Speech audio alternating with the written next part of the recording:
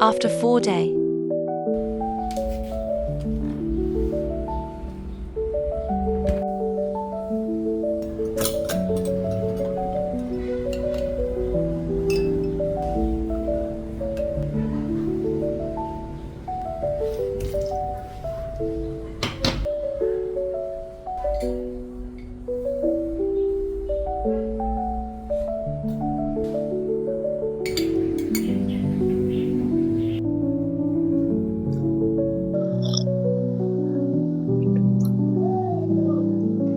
Gemma ဓာတ်စာလေးပေါ့နော်ပြားသက်များကအများအပြည့်တော်တော်များလဲတောက်ကြပါတယ်သူကပြားရည်ရဲ့ဓာတ်ကပေါ့နော်လူရဲ့ခန္ဓာကိုယ်ကဘက်တီးရီးယားတွေကိုမကောင်းတဲ့ဘက်တီးရီးယားတိုက်ဖြတ်ပေးရလို့ကျွန်မဖတ်ရတယ်ပေါ့နော်တမယာတိကျတော့အချင်ဓာတ်ကွာဒီလား citric acid ပါတဲ့ခါကျတော့အဓိကဗိုက်တာမင် C ရတယ်ပေါ့ဗိုက်တာမင် C ရတဲ့ခါကျတော့ကိုယ်ခံအားကိုကောင်းစေရကျွန်မတို့ကိုယ်ခံအားကောင်းဖို့အတွက်ဗိုက်တာမင် C တောက်မယ်ဗိုက်တာမင် C တောက်မယ်ဆိုပြီးတော့ supplement တွေက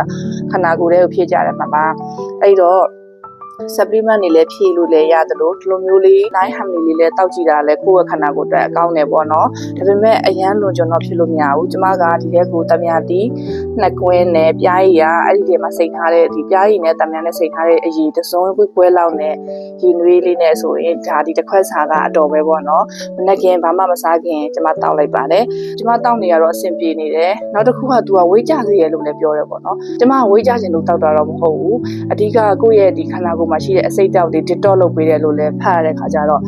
ခန္ဓာကိုယ်အတွက်ကောင်းမှတင်လို့တောက်ကြည့်တာကဲစကားတွေရှင်းနေပြီအချုပ်အားဖြင့်ဆက်ရမယ်ဆိုလို့ရှိရင်ဒီပြားသက်များလေးကခန္ဓာကိုယ်အတွက်ကောင်းတယ်ဒီလိုမျိုး flu တွေရမ်းဖြစ်များတဲ့ကာလမှာကိုယ်ခအားလေးကောင်းအောင်တောက်မယ်ဆိုရင်ဒါမျိုးလေးတစ်နေ့တစ်ခွက်မှီဝဲမယ်ဆိုရင်တော့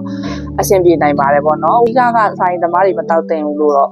ဖတ်ရပါတယ်ကျမကဒီပြားသက်များနဲ့ပတ်သက်ပြီးတော့သိကျင်တဲ့ဗဟုသုတတွေကိုကျမ online ရရှာတာမဟုတ်ဘဲနဲ့ AI ကိုမေးလိုက်တာပါ AI ကိုမေးတဲ့အခါကျတော့ AI ကမှာပြောလဲဆိုတော့သူကဒီပြားသက်များကအဓိကကိုယ်ခံအားကောင်းစေတယ်တမယာတိမှာပါတဲ့ citric acid ကြောင့်ခန္ဓာကိုယ်ခံအားကောင်းစေတယ်ဗိုက်တာမင် C ဓာတ်ကျွဲသွားတယ်ပြားရည်ကြတော့ဘက်တီးရီးယားတွေကိုတိုက်ဖြတ်နိုင်တယ်လို့ပြောတယ်ပေါ့နော်မကောင်းတဲ့ဘက်တီးရီးယားတွေမကောင်းတဲ့ပိုးမွှားတွေတိုက်ဖြတ်နိုင်တယ်ဒါပေမဲ့အလွန်ကြိုစားသုံးလို့ရှိရင်ကယ်လိုရီတက်ပြီးဝါစေတယ်လို့ရေးထားတယ်နောက်ပြီးတော့ခန္ဓာကိုယ်ကိုလည်း detox လုပ်ပေးတယ်ပေါ့နော်ဆိုင်ဦးလန်းကြအောင်လည်းကောင်းမွန်စေတယ်နောက်ထပ်ပြီးတော့ကောင်းတဲ့အရာတွေကတော်တော်များပါတယ်ဒီအသားရည်နဲ့ပတ်သက်တဲ့အသားရည်နဲ့ပတ်သက်တဲ့အရာတွေမှာလည်းကောင်းတယ်လို့ရေးထားတယ်ဒါကျမအချင်းချင်းပြောတာပေါ့နော်အကုန်လုံးကလည်း AI သုံးနေရဆိုလို့ရှိရင်ပြဿနာနဲ့ပတ်သက်ပြီးတိကျသိကျင်လို့ရှိရင် AI ကိုမေးကြည့်လိုက်လူတိုင်းသိနိုင်တယ်ပေါ့နော်ဒါကြောင့်မလို့ကျမအများကြီးထွေထူးမပြောတော့ပါဘူးတောက်ကြည့်ပါကျမတို့တစ်နေ့တစ်ခွက်တောက်ပါတယ်အဓိကဝေးကြရလို့ပြောတယ်ပေါ့နော်ကျမတို့ခန္ဓာကိုယ်ဝါတဲ့သူကြတော့ဒါလေးကတော့တိုးမှာတော့မဟုတ်ဘူးဒါပေမဲ့ခန္ဓာကိုယ်အတွက်ကောင်းတယ်ဆိုတော့ကျမတစ်ခွက်တော့တောက်ကြည့်တယ်ကျမတောက်တဲ့ခွက်ကလူခွက်ကလေးနဲ့ပေါ့အဓိကတော့အချင်းခါတက်လေးဦးစားပြီးပေါ်လွင်တာပေါ့နော်ဒါပေမဲ့ပြားရည်နဲ့ထိန်းထားဖြစ်တဲ့အတွက်တမယာကြီးရေကိုမှချင်းချင်းလေးနဲ့မှခါတက်ကလေးတောက်ရတယ်လို့ပုံစံမျိုး feel မျိုးရတယ်ပေါ့နော်လူကတောက်နိုင်တယ်ပေါ့ဒီလောက်အနေထားဆိုရင်လူတိုင်းကြိုက်လောက်တယ်ကျမအနေနဲ့တော့ဒီအချင်းနဲ့ဒီခါတက်ကို